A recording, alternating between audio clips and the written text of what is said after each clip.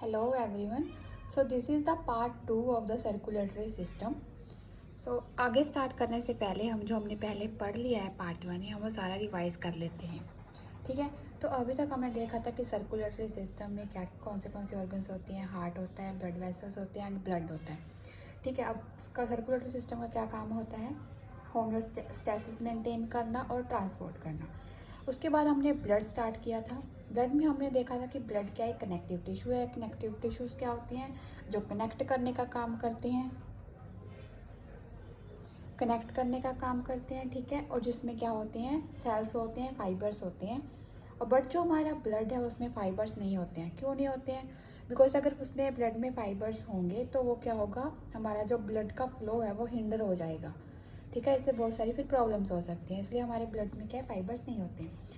अब connective tissue की और एग्जांपल्स ये है, जो दो बोन्स को आपस में कनेक्ट कर रहे हैं उसको हम क्या बोल रहे हैं, लिगामेंट बोल रहे हैं। जो मसल्स और बोन्स को आपस में कनेक्ट कर रहे हैं उसको हम टेंडन बोल रहे हैं। तो blood is a connective tissue.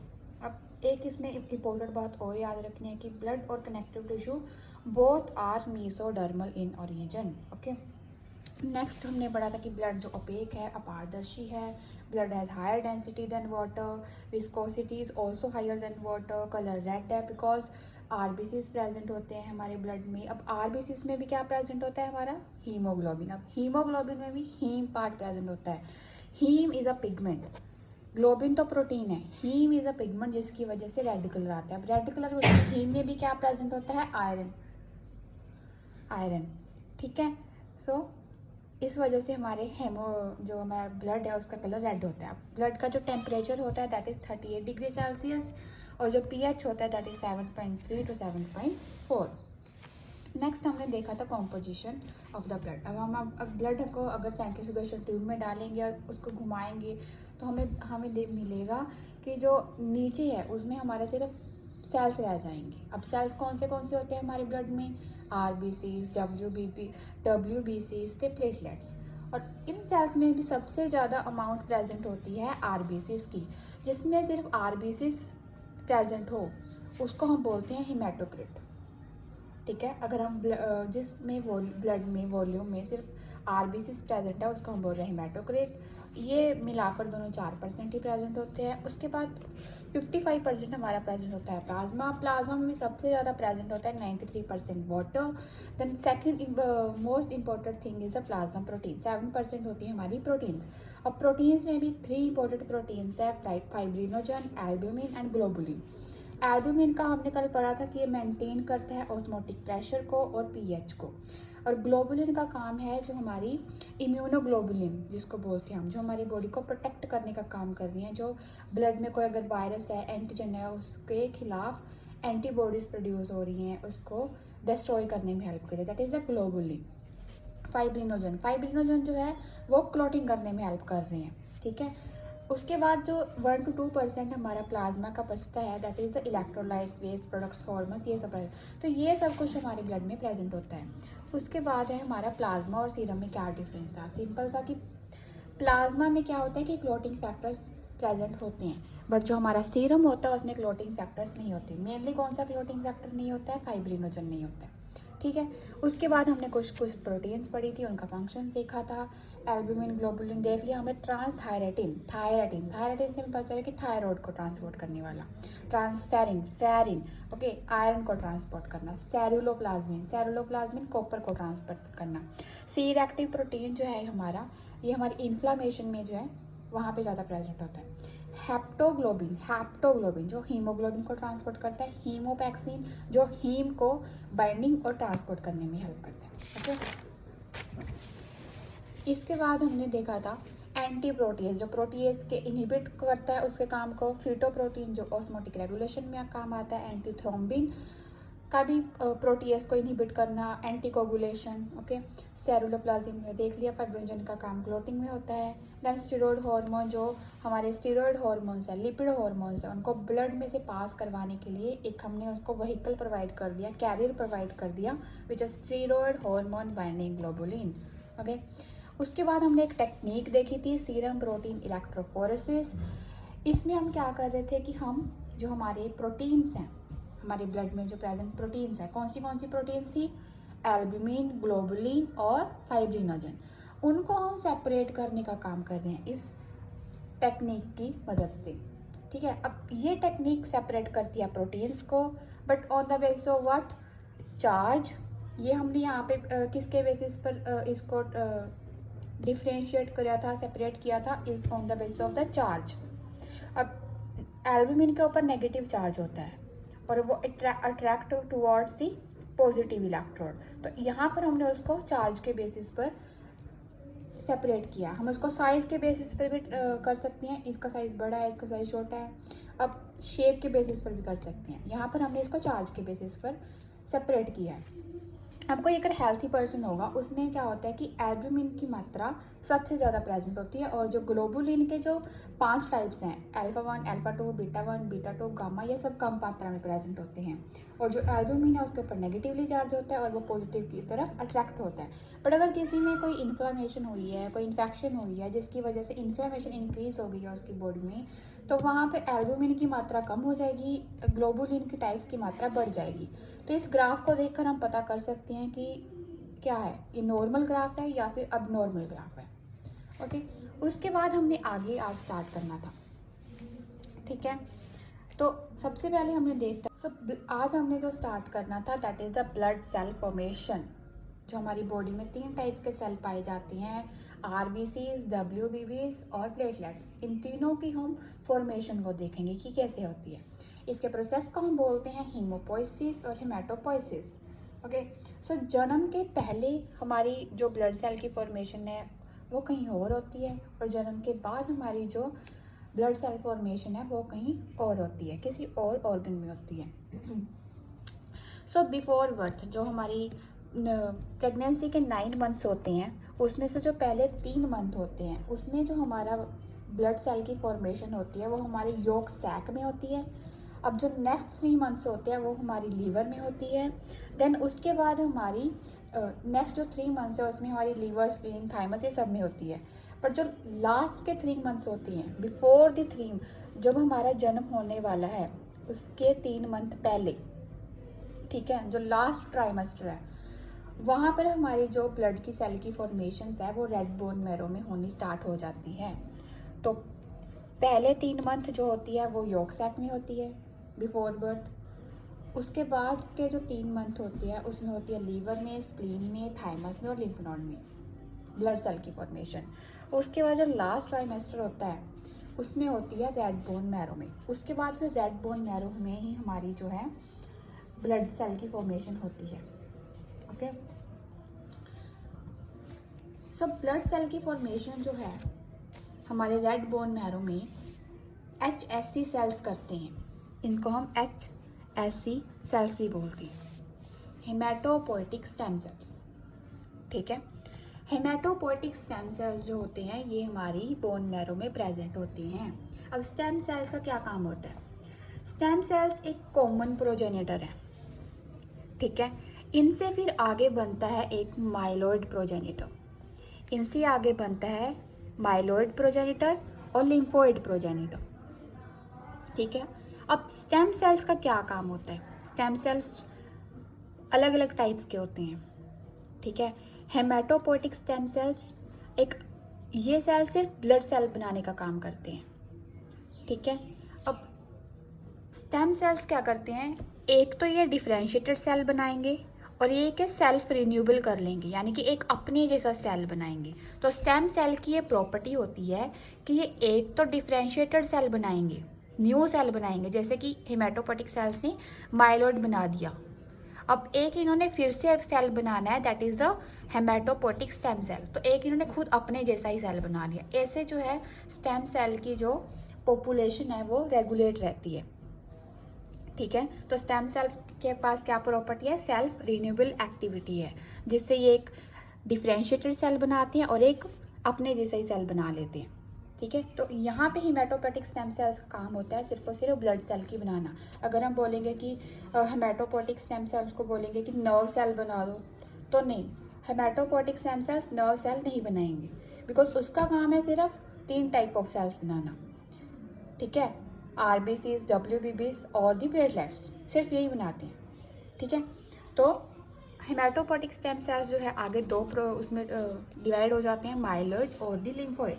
अब जो लिम्फोइड प्रोजेनिटर है वो आगे डिवाइड होता है लिम्फोब्लास्ट में। अब लिम्फोब्लास्ट से बनते हैं हमारी नेचुरल किलर सेल्स और दी बी और टी सेल्स। ये इम्यूनोलॉजी का पार्ट है, वहाँ पर हम पढ़ेंगे। अब जो माइलॉइड प्रोजेनिटर है, माइलॉइड प्रोजेनिटर भी आगे मेगा कैरियोब्लास्ट में डिवाइड हो जाता है। मेगा कैरियोब्लास्ट से बनता है हमारा मेगा कैरियोसाइट, उससे बनते हैं हमारे प्लेटलेट्स। अब ये प्लेट्स क्या है, हमारे ब्लड सेल्स हैं। देन उसके बाद है प्रो एरिथ्रोब्लास्ट बनती है, फिर रेटिकुलोसाइट्स बनती है और एरिथ्रोसाइट। एरिथ्रोसाइट्स को ही हम क्या बोलते हैं, हमारे आरबीसीज, ठीक है। अब माइलोब्लास्ट से हमारे बनते हैं ग्रेनुलोसाइट। अब ये ग्रेनुलोसाइट और मोनोसाइट यही होते हैं हमारे WBBs, ओके। अब ये प्रोसेस हमने एक ओवरऑल देखा है कि हमारे जो सबसे पहले हमारी ब्लड सेल की फॉर्मेशन होती है वो कैसे होती है, वो होती है हेमेटोपोएटिक स्टेम सेल से। वो इसे डिवाइड करते हैं दो उसमें, माइलॉइड में और लिम्फोइड में, फिर आगे आगे ऐसे डिवीजन होती है। अब हम इसको अकेले अकेले भी पढ़ेंगे, बट सबसे पहले हम पढ़ेंगे एरिथ्रोसाइट्स के बारे में, आरबीसीज की फॉर्मेशन के बारे में, ओके। अभी हमने बोला कि जो 3 मंथ्स बिफोर बर्थ और उसके बाद हमारा जब जन्म हो जाता है, उसके बाद हमारी रेड बोन मैरो जो है वहाँ पर हमारे ये ब्लड सेल्स बनते हैं। अब ये रेड बोन मैरो कहाँ पर प्रेजेंट होते हैं, ये हमारा प्रेजेंट होता है लॉन्ग बोन्स पर, जैसे टिबिया हो गई हमारी, फीमर हो गई, ठीक है।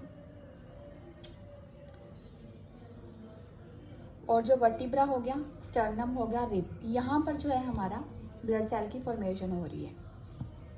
बट जैसे जैसे हमारी उम्र बढ़ती है वैसे वैसे जो हमारी लॉन्ग बोन्स हैं वो जो है, जैसे टिबिया और फीमर, इनमें क्या होता है कि हमारी ब्लड सेल की फॉर्मेशन बंद हो जाती है, ठीक है। जैसे कि जब आप 20 इयर्स के हो जाओगे तब आपकी जो टिबिया है, ठीक है, वो ब्लड सेल बनाना बंद कर देगी। उस टिबिया जो हमारी बोन है, जो हमारी लॉन्ग बोन है, उसमें जो है हमारा ब्लड सेल की फॉर्मेशन बंद हो जाएगी। टिबिया में जो रेड बोन मैरो है उसमें ब्लड सेल की फॉर्मेशन बंद हो जाएगी आफ्टर दी 20 इयर्स।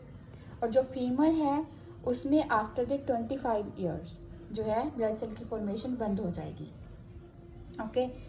और जो हमारा वर्टिब्रा और स्टर्नम है और रिब है, इसमें जो है ब्लड सेल की फॉर्मेशन कम हो जाएगी आफ्टर दी 70। जब आप 70 साल के ऊपर के हो जाओगे उसके बाद में वर्टिब्रा, स्टर्नम और रिब में जो है ब्लड सेल की फॉर्मेशन कम हो जाएगी, ठीक है। तो ब्लड सेल फिर कम बनने लगेंगे, आरबीसीज, WBBs और प्लेटलेट्स, ठीक है।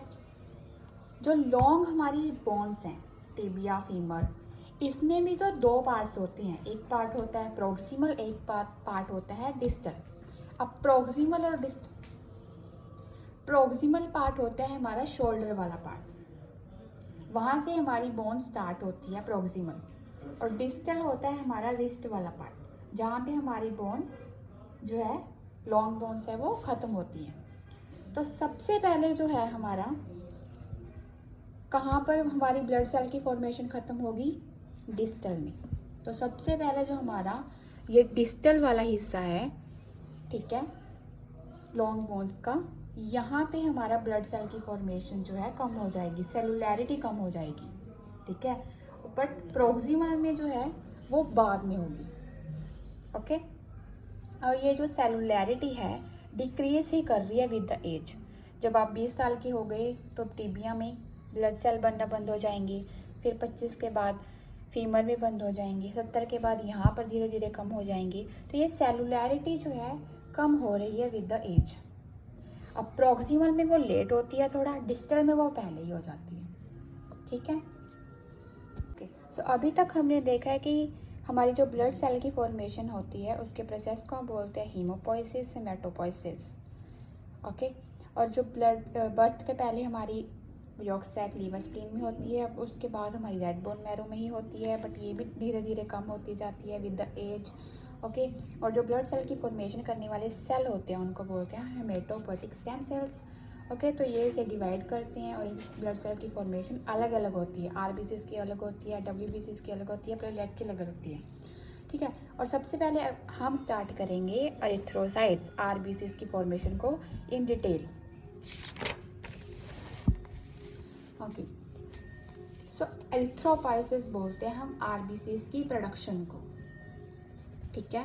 ये एक कॉम्प्लेक्स प्रोसेस होता है एरिथ्रोपोइसिस। अब हम सबसे पहले आरबीसीज के बारे में थोड़ा पढ़ लेते हैं। आरबीसीज क्या है? हमारे रेड ब्लड सेल्स हैं। अब जो रेड ब्लड सेल्स है ये हमारे बाय कनकेव होते हैं, ओके। इनका जो सरफेस एरिया होता है ज़्यादा होता है। सरफेस एरिया ये ऐसे होता है हमारी आरबीसीज का स्ट्रक्चर। ऐसे ये बाएं कॉनकेव है। ये अंदर जो है इनकी वॉल्यूम है, वॉल्यूम कम होती है और सरफेस एरिया जो है वो ज़्यादा होता है, ठीक है। इसका डायामीटर जो होता है 7 to 8 माइक्रोमीटर होता है। और जो हमारे आरबीसीज होते हैं उनके पास न्यूक्लियस नहीं होता, ठीक है।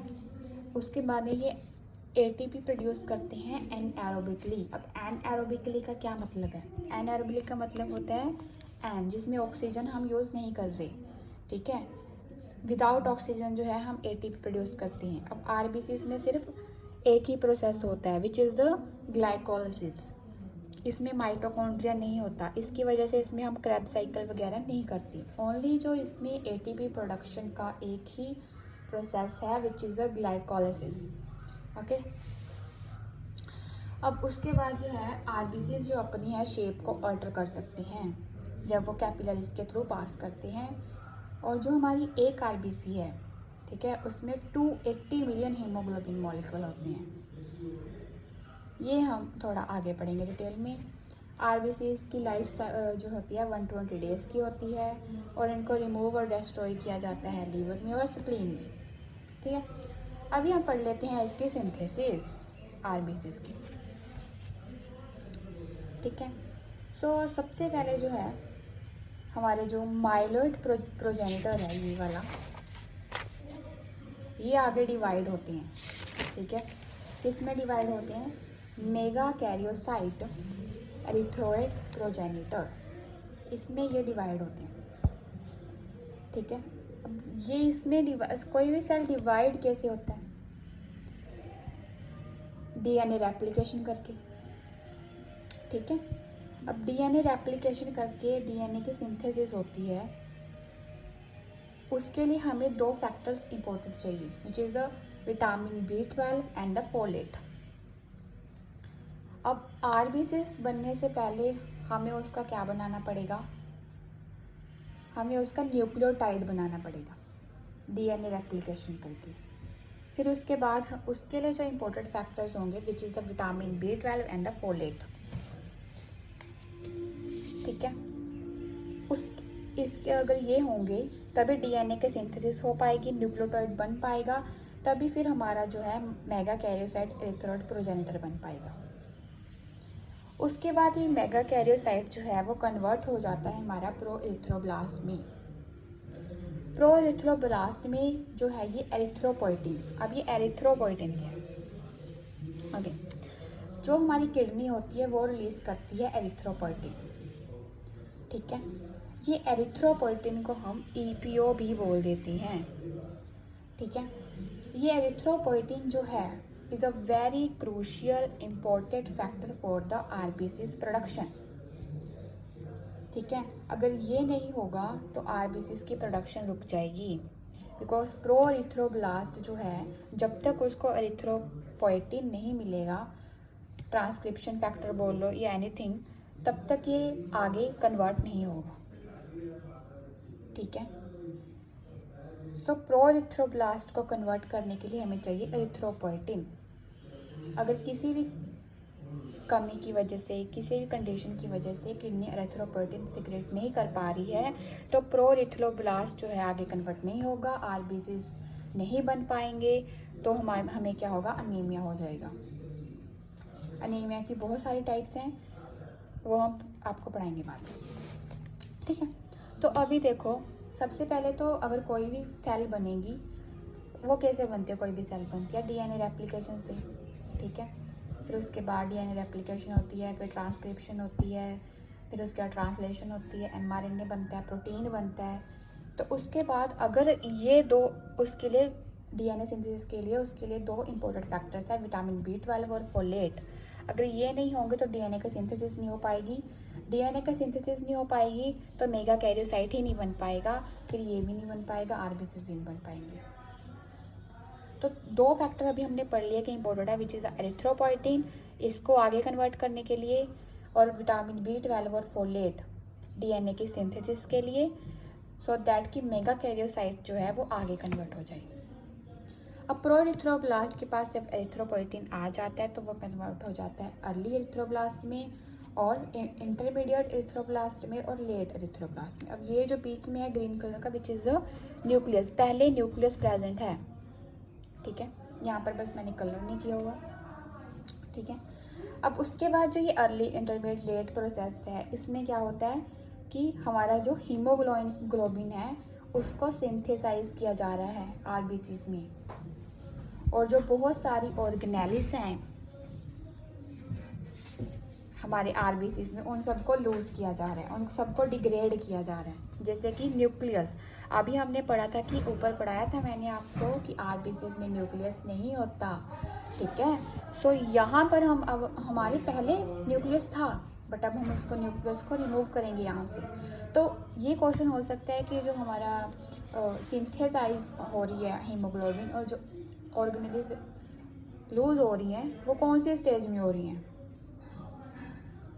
ठीक है। तो प्रोएरिथ्रोब्लास्ट के बाद जो हमारी अर्ली इंटरमीडिएट लेट स्टेज आ रही है वहाँ पर हो रहा है ये सब कुछ प्रोसेस हमारा, ठीक है। अब उसके बाद जो है, अब जो लेट एरिथ्रोब्लास्ट है उसमें जो है, उसमें से जो है हमारा न्यूक्लियर रिमूव होता है, उसको हम बोलते हैं न्यूक्लियर एक्सक्लूजन होना, ठीक है, जब हमारा न्यूक्लियर निकल जाता है न्यूक्लियस। अब न्यूक्लियर हम पढ़ेंगे एरिथ्रोपोइटिन रेगुलेशन। सो अभी तक हमने क्या पढ़ा था, देखो कि RBCs होते हैं, RBCs की फॉर्मेशन को हम एरिथ्रोपोइसिस बोलते हैं, ठीक है। अब RBCs में हमने पढ़ा था कि एक हीमोग्लोबिन होता है, हीमोग्लोबिन के अंदर भी क्या प्रेजेंट होते हैं, हमारे आयरन प्रेजेंट होते हैं। हीमोग्लोबिन के अंदर हमने पढ़ा था कि हीम होता है, ग्लोबिन होता है, हीम में हमारा आयरन होता है, और उसके साथ में 4 पायरोल रिंग होती हैं। आयरन के साथ में क्या प्रेजेंट होता है, एक ऑक्सीजन। तो हमारा जो RBC है इसके पास है ऑक्सीजन, आयरन ने कैप्चर की हुई, हेमोग्लोबिन, RBCs के पास है हेमोग्लोबिन, हेमोग्लोबिन के पास है हमारा हीम के पास है हमारा आयरन के पास है ऑक्सीजन, ठीक है। सो RBCs के पास मेनली क्या हुई, ऑक्सीजन। अब ये ऑक्सीजन जो है बहुत ही इंपॉर्टेंट है ना, ये हमारी हर एक सेल को चाहिए। तो RBCs जो हमारे ब्लड में जब सर्कुलेट करेगी, तो जब वहाँ पर ब्लड में सर्कुलेट करते करते जब इसको एक टिश्यू मिलेगी तो RBCs इसको ऑक्सीजन दे देगी, तो हमारी ऑक्सीजन की कमी पूरी हो जाएगी। बट अगर किसी कमी की वजह से कि हमारा RBCs बन नहीं पा रहे हैं, तब क्या होगा, हमारा RBCs नहीं बन पा रही है, ब्लड सेल्स नहीं बन पा रही हैं, तो हमारे ब्लड में RBCs की कमी हो जाएगी, जिसकी वजह से ऑक्सीजन ट्रांसपोर्ट नहीं होगा। ऑक्सीजन ट्रांसपोर्ट नहीं होगा तो लो ऑक्सीजन की कंडीशन आ जाएगी। अब लो ऑक्सीजन की कंडीशन को हम क्या बोल रहे हैं, हाइपोक्सिया। अब हार्ट का क्या काम है, ब्लड को पंप करना। अगर हार्ट ब्लड को पंप नहीं कर पाएगा तो जो ब्लड है, RBCs है, वो टिश्यूज़ तक नहीं पहुंच पाएंगे, और जो टिश्यूज़ में ऑक्सीजन नहीं जा पाएगी, तो क्या होगा, लो ऑक्सीजन कंडीशन। या फिर ऐसा होता है कि हम हाई एल्टीट्यूड पर चले जाते हैं, बहुत ही पहाड़ों वाली जगह में चले गए, वहाँ पर ऑक्सीजन की कमी है, जिसकी वजह से हमारे टिश्यूज़ तक ऑक्सीजन नहीं पहुँच पा रही, तो वहाँ पर क्या होगा, हाइपोक्सिया कंडीशन हो जाएगी, ठीक है। सो इस कंडीशन में क्या होता है कि जब हाइपोक्सिया हो गई, ये सारी कंडीशंस क्या करती हैं, ट्रिगर करती हैं किडनी को, कि किडनी तुम क्या करो, ये HIF फैक्टर रिलीज कर दो, ठीक है। जब ये सारी कंडीशन होती हैं तो हमारी किडनी को एक सिग्नल मिलता है कि लो ऑक्सीजन हो गई है। वो किडनी क्या करती है, फिर फटाफट से HIF 1 अल्फा और 1 बीटा, सिर्फ 1 अल्फा रिलीज करती है वो, बट उसके साथ में एक और फैक्टर आके कंबाइन करता है HIF 1 बीटा, ठीक है। अब इसके साथ में कंबाइन होकर ये पॉजिटिव मैसेज देती है एरिथ्रोपोइटिन के एक्सप्रेशन को। एरिथ्रोपोइटिन फिर क्या होता है, एरिथ्रोपोइटिन का पहले सबसे पहले किसी भी प्रोटीन का ना